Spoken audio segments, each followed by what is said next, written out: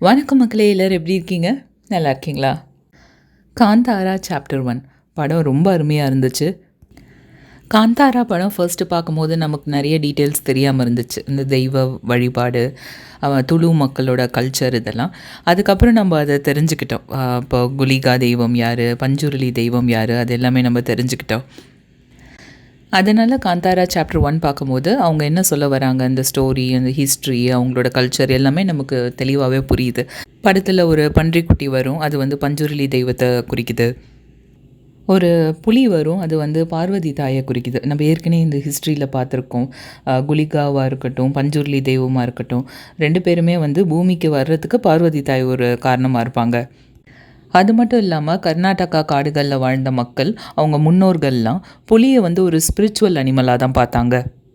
எப்போல்லாம் ஒரு imbalance create ஆகுதோ, எப்போல்லாம் அதர்மம் வந்து தலை தூக்குதோ, அந்த நேரத்தில் வந்து புலியோட ஸ்பிரிட் வந்து மக்களை காப்பாற்றுறதுக்காக, தர்மத்தை நிலைநாட்டுறதுக்காக பூமிக்கு வருன்றது அவங்களோட நம்பிக்கை. அது ஒரு டிவைன் ஃபோர்ஸ். அது ரொம்ப அழகாக படத்தில் காட்டியிருப்பாங்க. அடுத்து காளை நிற்கிற மாதிரி காட்டியிருப்பாங்க. அது வந்து 2 விஷயத்தை ரெப்ரசன்ட் பண்ணுற மாதிரி இருக்கும். ஒன்று வந்து சிவனோட வாகனம் நந்தி நின்று மக்களை பார்க்குற மாதிரி, அப்படி ஒரு ரெப்ரசன்டேஷன் மாதிரி இருக்கும். இன்னொரு மீனிங் பார்த்திங்கன்னா, கர்நாடகாவோட கடலோர பகுதிகளில் நாட்டுப்புற கதைகள்லாம் கேட்கும்போது அவங்களோட வழிபாட்டு மரபுகளில் வந்து காளையை ஒரு தெய்வீக பணியோட அடையாளமாக பார்க்குறாங்க.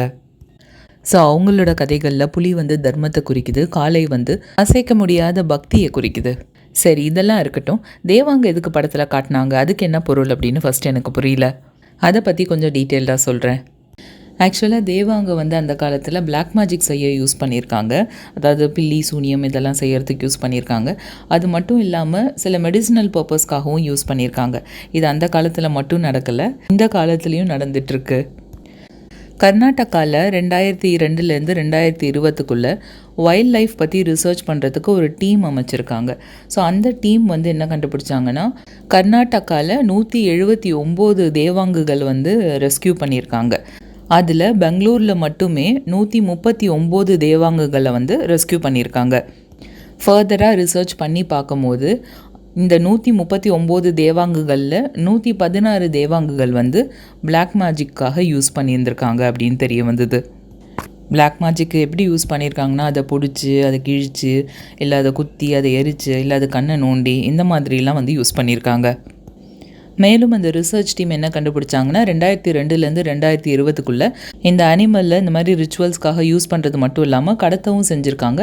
அந்த மாதிரி கடத்துகிற எண்ணிக்கை வந்து இன்க்ரீஸ் ஆகிட்டே இருந்திருக்கு. இந்த விஷயம்லாம் காடுகளில் ரிசர்ச் பண்ண அந்த ரிசர்ச்சர்ஸ் மூலமாக தெரிய வந்தது. ஸோ இப்படி மோசமாக பண்ணுறாங்கன்றதுனால Indian wildlife protection act பிரகாரம் இந்த விலங்குக்கு வந்து ஹை லெவல் ப்ரொடெக்ஷன் கொடுக்க சொல்லியிருக்காங்க.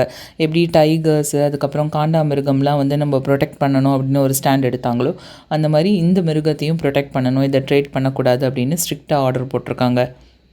ஸோ இந்த காலத்துலேயே இந்த மாதிரி இன்சிடென்ட்ஸ்லாம் நடக்குது.